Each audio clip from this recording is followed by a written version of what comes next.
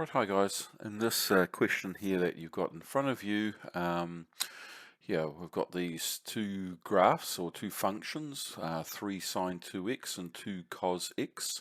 And what you're asked to do initially, well, first of all, in this question, obviously important that you're able to identify which graph is which. So, yeah, you need to be able to do that. I'm assuming you know which is the graph of 3 sine 2x and 2 cos x. The first question says, right, we've got this other function h, which is very similar to function g, except we've got this constant k. So you need to consider what happens if you add a constant to this function here. What would that do? Okay, and the first question asks you, find the x coordinates where the graphs of function f and function h would have the same gradient.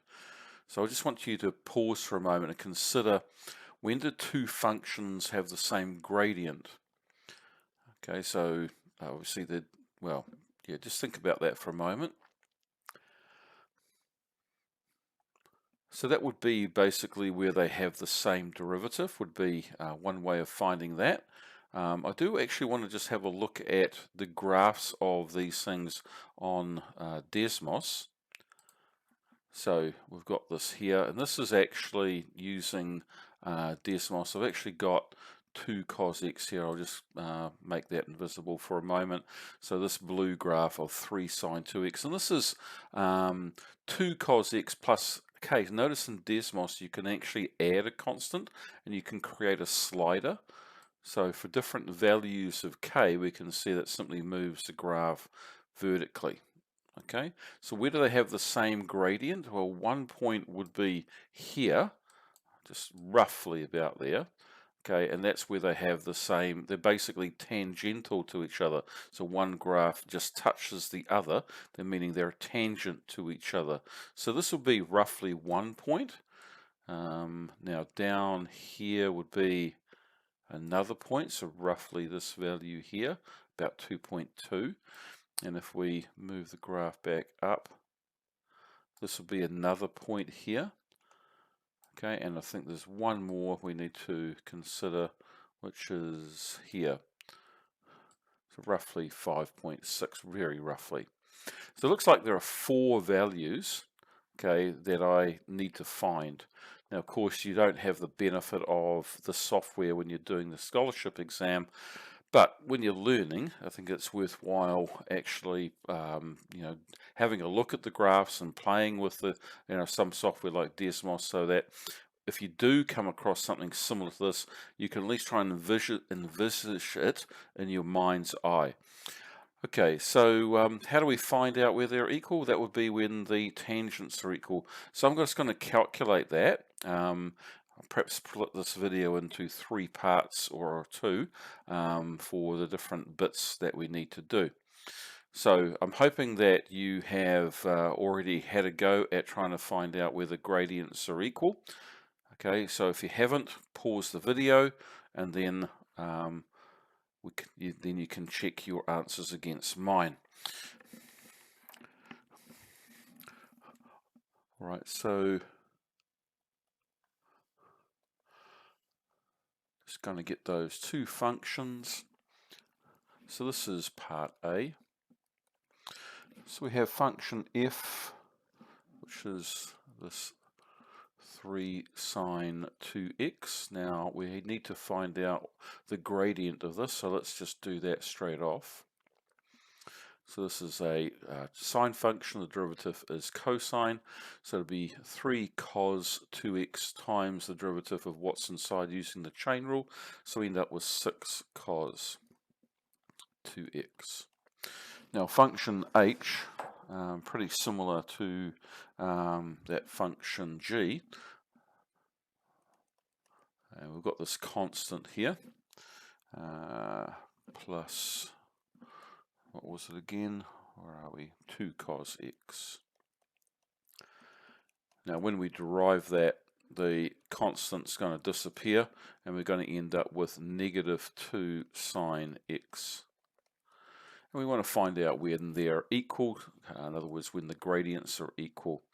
So let's make the two derivatives equal to one another.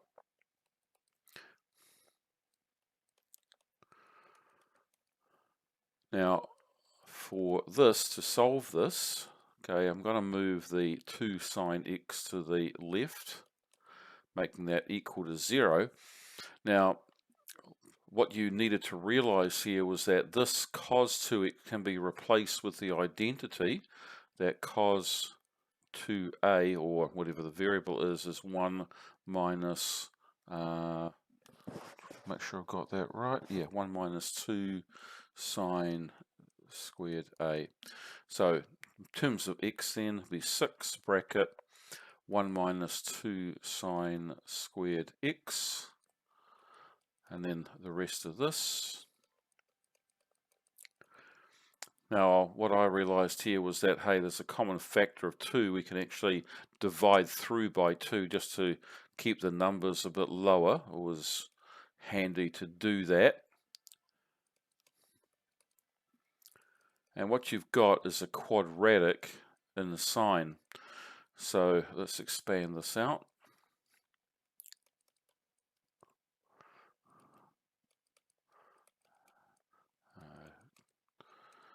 Okay, and then I'm going to move everything to the right side. I want this sine squared thing to be positive. So I've got 6 sine squared x. Yeah, you don't actually need the brackets here. I can see I'm a little inconsistent with the way I write them, but sometimes I put them in if I just want to make sure that this x is not missed in terms of this thing here. So that'll be minus sine x and minus 3. That's an x there. Now what you can do here, if you find it helpful, you could let sine x equal u and solve for u, and then replace the u with sine x again. So that's what I'm going to do. 6u squared minus u minus 3 is equal to 0. Now I use the quadratic formula for this, and I got u is equal to, and you can check that you get this. I'm just going to skip over all that working there. 73.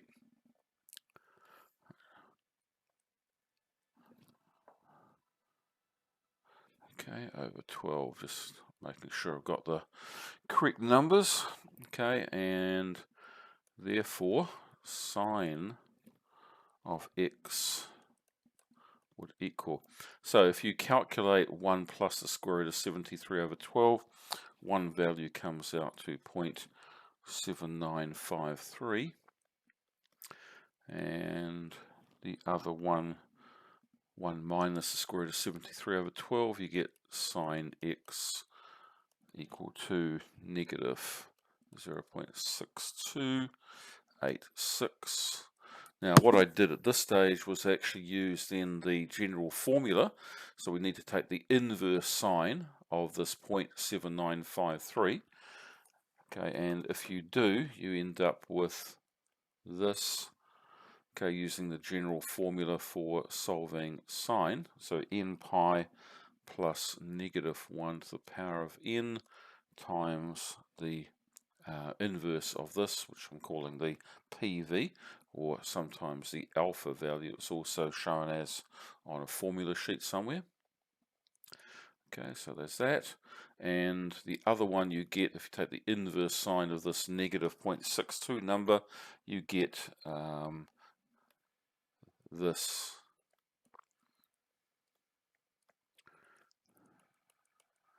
Okay, and the value we get is negative 0.6798.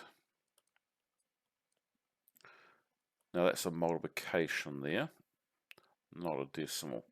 Now if you substitute different values for n, like 0, 1 and 2, remembering that x, let's just remind ourselves here, is a value between 0 and 2 pi, okay, you end up with these values. So x is equal to 0.9195. The next one is going to be 2.2221.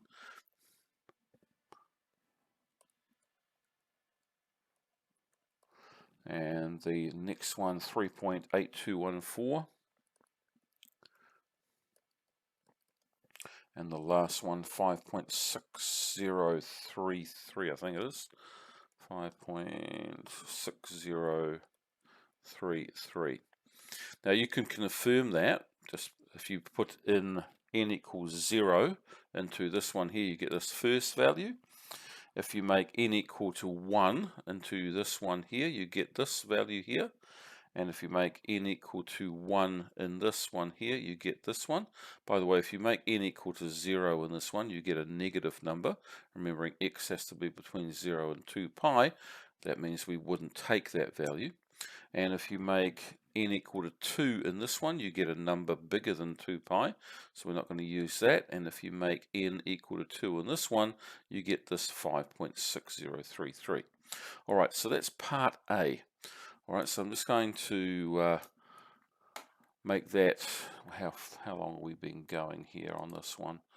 Okay, about 11 minutes. I'm just going to make this video A, and we'll have a look at the next parts in video B.